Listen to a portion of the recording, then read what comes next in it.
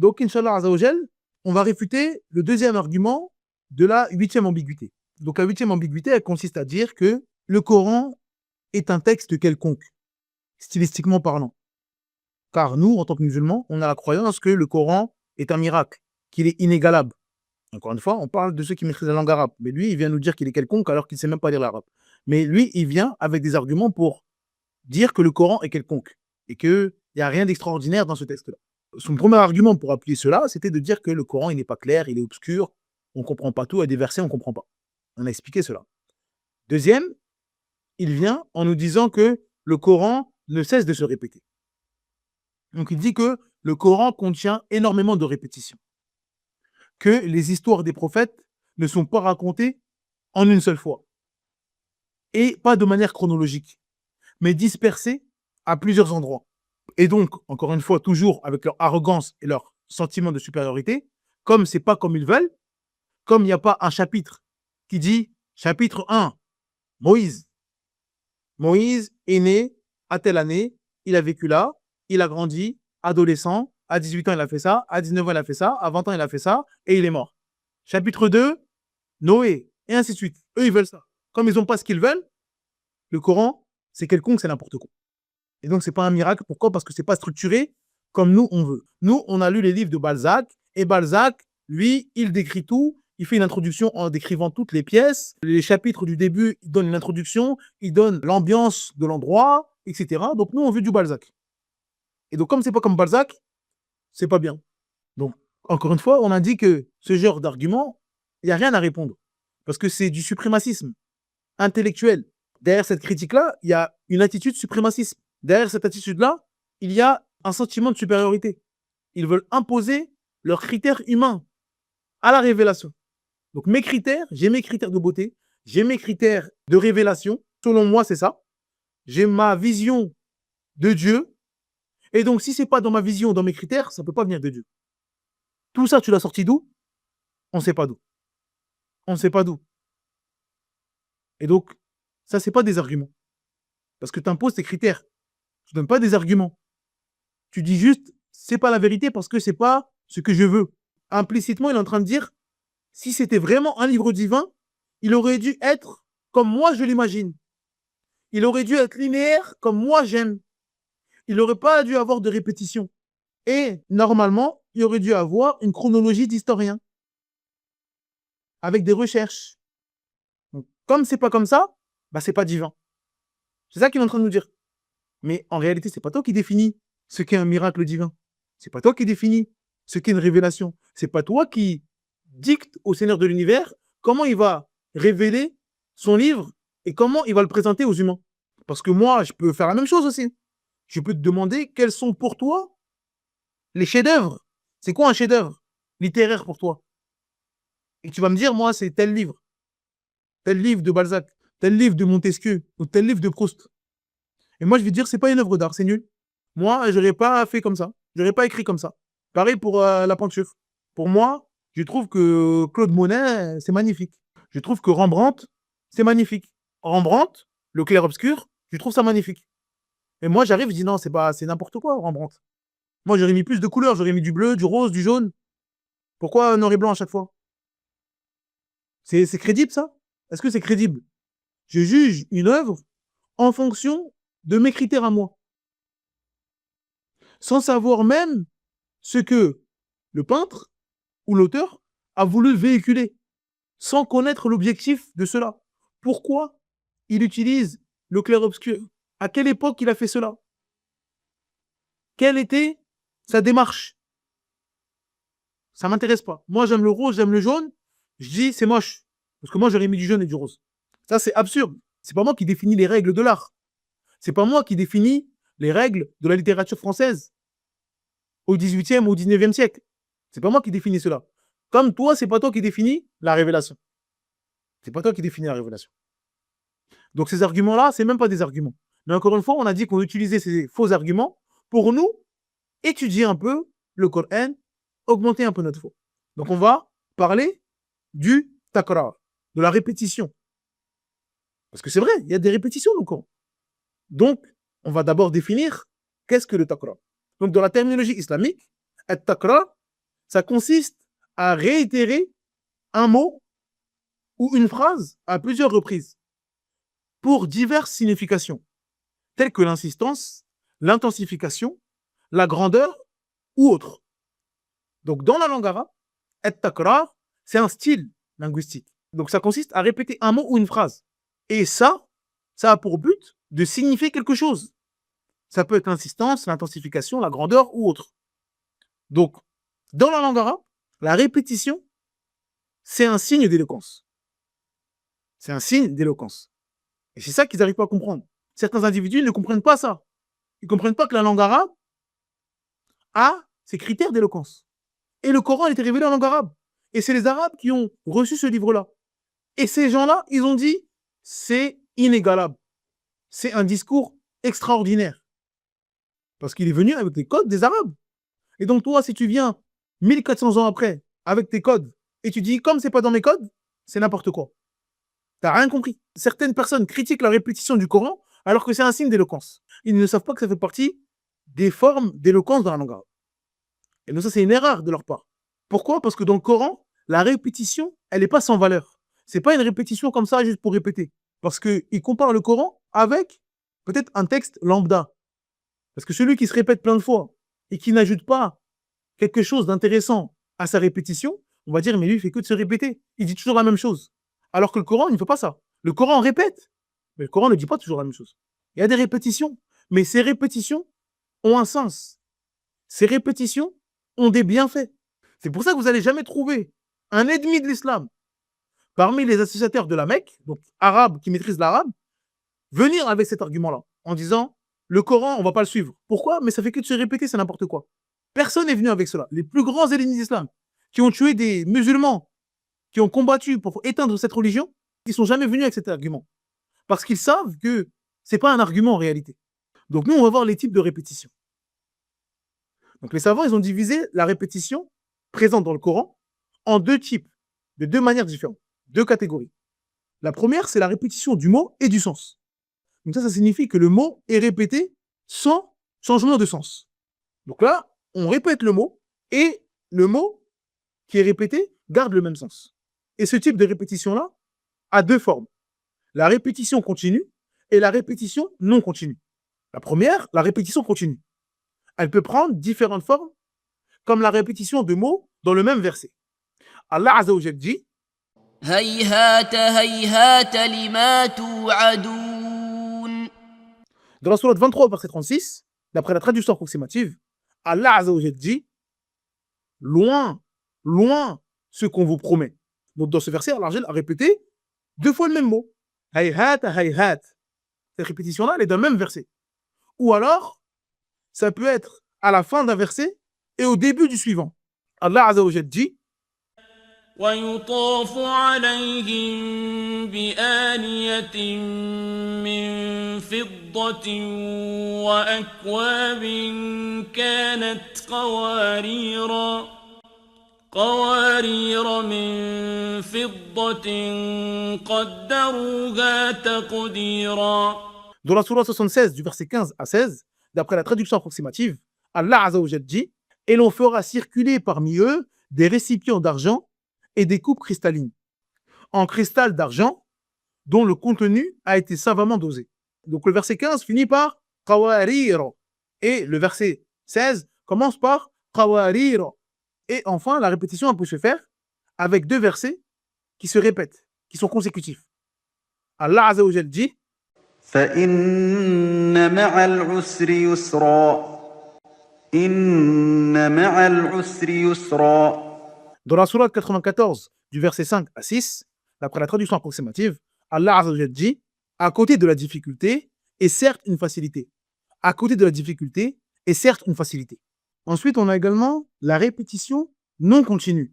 Donc, la répétition non continue, c'est-à-dire que ce n'est pas collé. Ce n'est pas dans le même verset ou ce n'est pas sur deux versets qui sont collés. Donc, cette répétition non continue, elle peut se produire dans la même sourate ou dans l'ensemble du Coran. Donc, il peut avoir des choses qui se répètent dans la même sourate, mais il peut avoir des choses qui se répètent dans le Coran de manière générale. Donc, on va voir quelque chose qui s'est répété dans telle sourate, dans telle sourate, ou dans la même sourate. Donc, dans la même sourate, on a un exemple qui est connu. C'est dans Surat Ar-Rahman. Allah Azza wa Jalla dit فبأي آلاء ربكما تكذبان donc dans la Surat Ar-Rahman, la Surat 55, Allah Azza wa Jalla dit lequel donc des bienfaits de votre Seigneur nierez-vous? Donc ce verset-là, il est répété 31 fois dans la Surat Ar-Rahman. Dans la Surat 55, 31 fois, le verset فَبِأَيِّ آلَاءِ رَبِّكُمَا تُكَذِّبَانِ. Il est présent dans cette sourate. Et aussi dans l'ensemble du Coran. Par exemple, la parole d'Allah Azza wa Jal. ويقولون متى هذا الوعد إن كنتم صادقين. Allah Azza wa Jal dit, d'après la traduction approximative, et ils disent à quand cette promesse si vous êtes véridique. Donc ce verset-là, de manière identique, il est répété 6 fois dans le Coran. Il est présent dans la sourate 10 au verset 48, dans la sourate 21 au verset 38, dans la sourate 27 au verset 71, dans la sourate 34 au verset 29, dans la sourate 36 au verset 48 et dans la sourate 67 au verset 25. Donc ça, c'est la première catégorie de répétition. Donc les mots sont identiques et les sens également. Et donc, quels sont les bienfaits de cela? Encore une fois, le Coran a un objectif. Le Coran a un but. Pourquoi Allah Azza wa Jal fait cela? Premier bienfait, c'est évidemment un effet pédagogique et une aide à la mémorisation, comme on l'a dit précédemment. Donc la répétition d'un même mot ou verset facilite la mémorisation, surtout pour un auditoire arabe qui recevait la révélation de manière orale. Les Arabes ont une tradition orale. Il y a énormément d'Arabes qui ne savaient pas lire et pas écrire. C'est-à-dire que le prophète Mohammed sallam ne savait ni lire ni écrire, mais ce n'était pas quelque chose de rabaissant. Aujourd'hui, quand on dit tu sais pas lire, tu sais pas écrire, c'est quelque chose de rabaissant. Alors qu'à l'époque du prophète Mohammed sallam, c'était quelque chose de normal. Pourquoi? Parce que leur tradition était orale. La manière dont ils pensaient n'était pas la même que nous aujourd'hui. Aujourd'hui, quand on dit il sait pas lire, il sait pas écrire, on voit quelqu'un de bête, on voit quelqu'un de il sait pas lire, il sait pas écrire. À l'époque du prophète Mohammed sallam, la manière de penser était différente. Pourquoi je vais lire et écrire alors que je peux mémoriser? Pourquoi je vais apprendre à lire et à écrire un livre alors que je peux mémoriser? Et donc, quand quelqu'un il pense comme ça, vous le prenez moins pour quelqu'un de bête. Ah, tu sais pas lire, tu sais pas écrire, mais comment tu fais pour apprendre? Et j'apprends. Le livre que tu es en train de lire, moi, il est dans ma tête. Moi, je l'ai mémorisé. Et donc, ça développe une forme d'intelligence différente. Encore une fois, lire et écrire, ça apporte des bienfaits et une forme d'intelligence. Mais mémoriser, ça apporte également une autre forme d'intelligence. Parce que vous allez développer des moyens mémotechniques pour mémoriser. Votre mémoire, vous allez la développer. Vous allez essayer de mettre des termes, des images à ce que vous entendez pour que ça reste dans votre cerveau. Et donc, la répétition des mots, ça aide grandement à la mémorisation ou la répétition de certaines phrases. Deuxième bienfait, c'est évidemment l'insistance et la mise en évidence. Le fait de répéter un mot ou une phrase attire l'attention de l'auditeur. Et ça met aussi en lumière la gravité ou la centralité du sujet. Donc quand Allah Azza wa Jalla vous dit avec la difficulté, la facilité. Avec la difficulté, la facilité. Donc imaginez-vous quelqu'un qui est éprouvé, il est en pleine épreuve, il est en plein doute, il est en train de bouillir intérieurement, il est dans une épreuve difficile. Et il lit la parole de son Seigneur qui lui dit فَإِنَّ مَعَ الْعُسْرِ يُسْرًا. Après une difficulté, Allah Azza wa Jalla dit Alif Lam, al-usr. Donc après la difficulté, tu vois la difficulté que tu as, Allah Azza wa Jalla l'a déterminée par le alif et le lam, donc al-usr. Donc après la difficulté, une seule, yusra. Et là, il a mis de manière indéfinie, c'est-à-dire la facilité. Après une difficulté, la facilité, plein de facilité.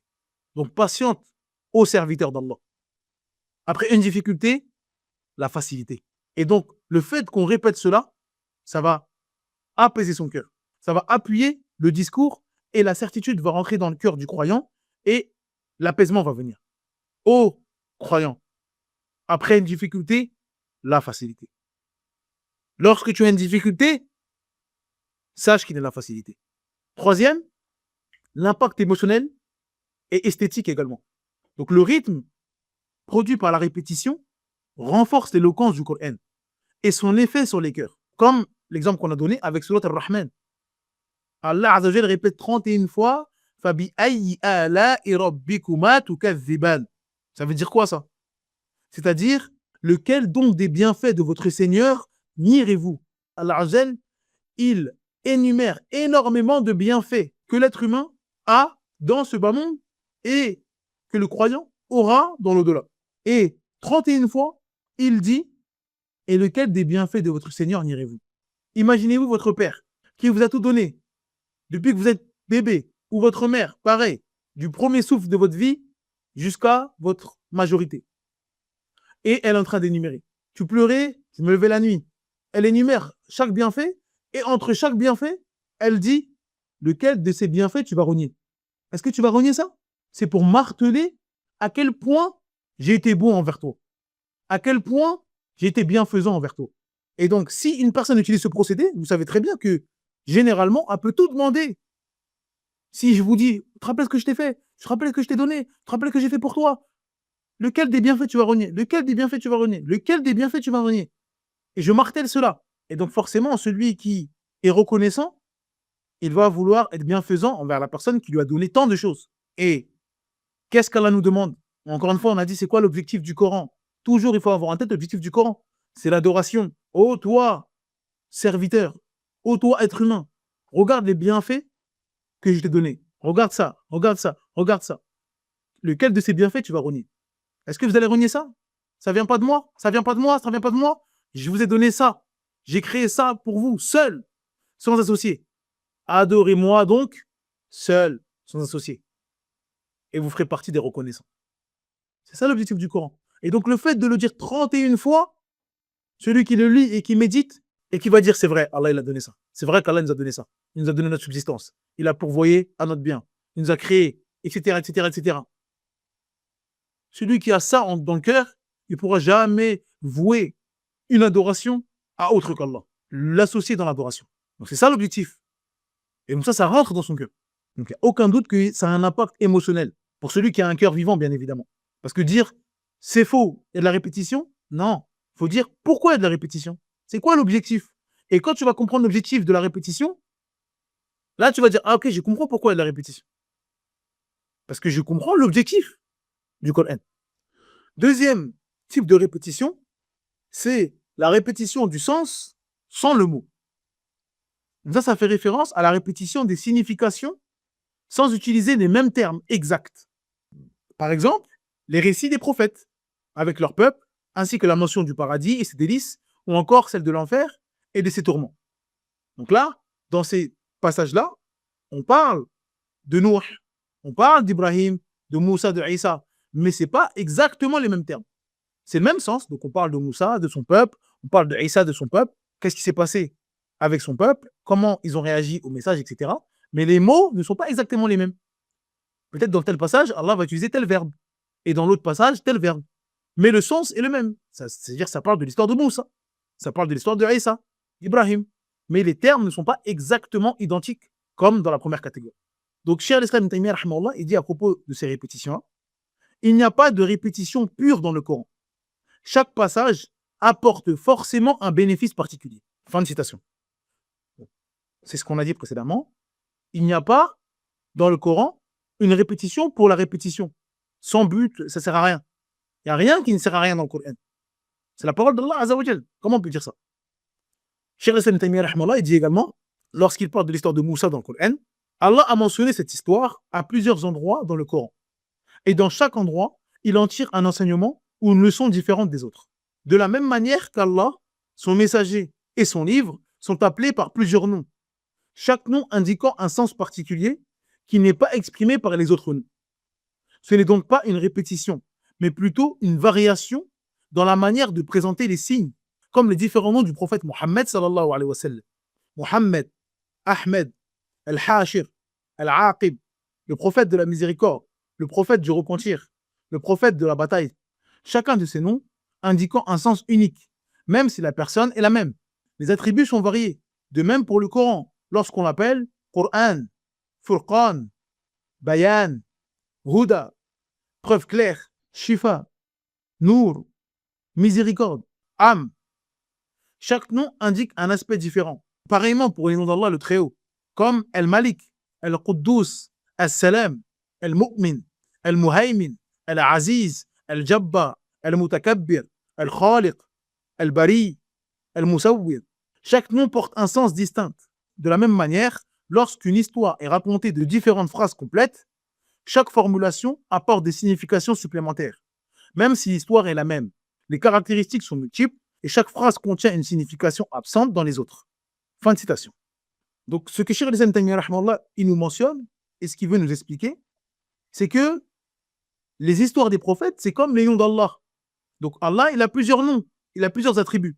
Dès qu'on mentionne un nom d'Allah, Ar-Rahman, Ar-Rahim, Al-Aziz, Al-Karim, Al-Jabbar, tout ça, c'est des noms qui ont un sens différent. On a dit, Al-Basir, c'est celui qui a la vue parfaite, qui voit parfaitement toutes choses. Al-Sami'a, c'est celui qui entend toutes choses parfaitement. Al-Alim, c'est celui qui a la science parfaite.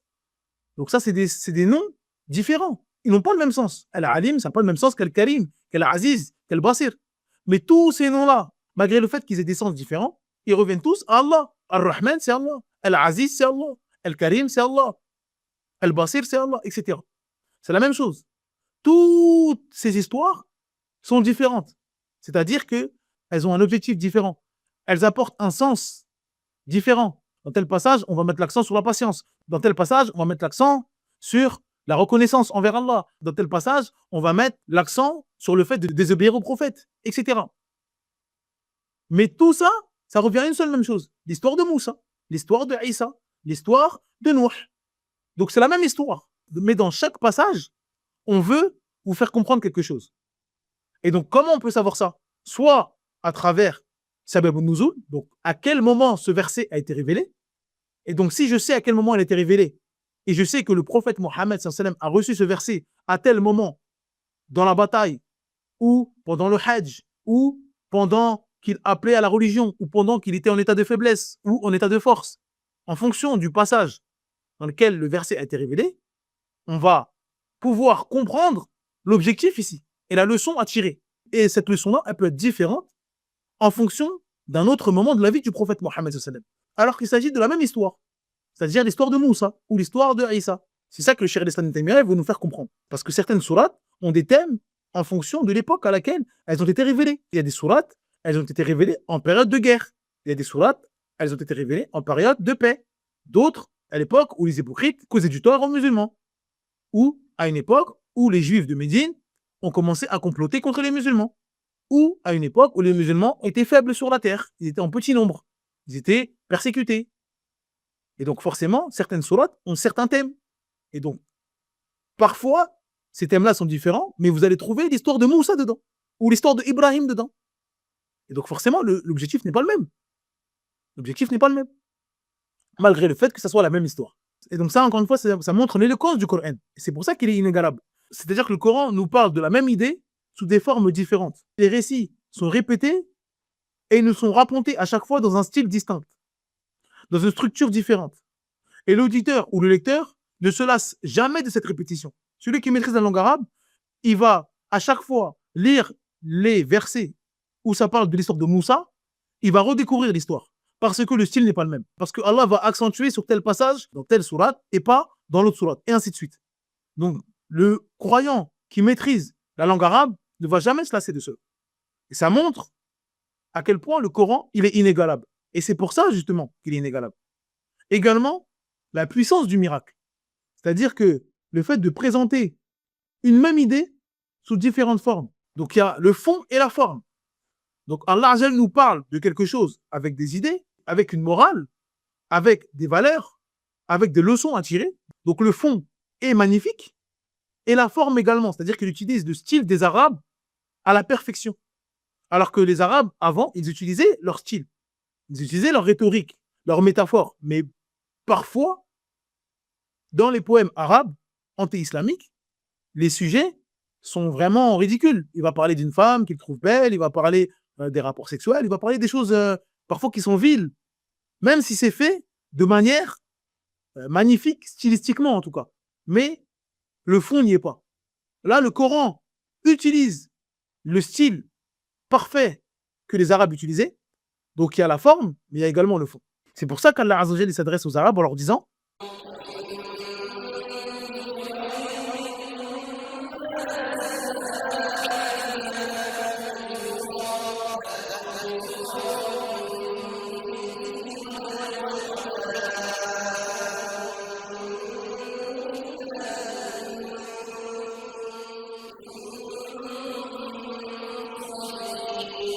Dans la sourate 2, au verset 23, d'après la traduction approximative, Allah Azza wa Jalla dit « Si vous avez un doute sur ce que nous avons révélé à notre serviteur, tâchez donc de produire une sourate semblable et appelez vos témoins que vous adorez en dehors d'Allah, si vous êtes véridiques. » Donc Allah, il met au défi les Arabes. Ils n'ont jamais relevé ce défi. Si vous êtes véridiques, si vous dites que Mohammed sallallahu alayhi wa sallam est un magicien, un sorcier, un menteur, venez avec quelque chose de semblable. Venez avec le Coran, stylistiquement parlant, avec la même éloquence que le Coran, et venez avec le fond. Venez si vous êtes véridiques. Et ramenez vos idoles que vous adorez en dehors d'Allah. Vous n'allez jamais y arriver. Donc ça, c'est les différents bienfaits qu'on peut trouver dans la répétition du Coran. Donc encore une fois, nous, on est là pour, justement, apprendre notre religion, mais être fiers de notre religion. Et si quelqu'un vient nous disant, mais regardez le Coran, on ne comprend rien. Là, ça nous parle de Noé. Là, ça nous reparle de Noé.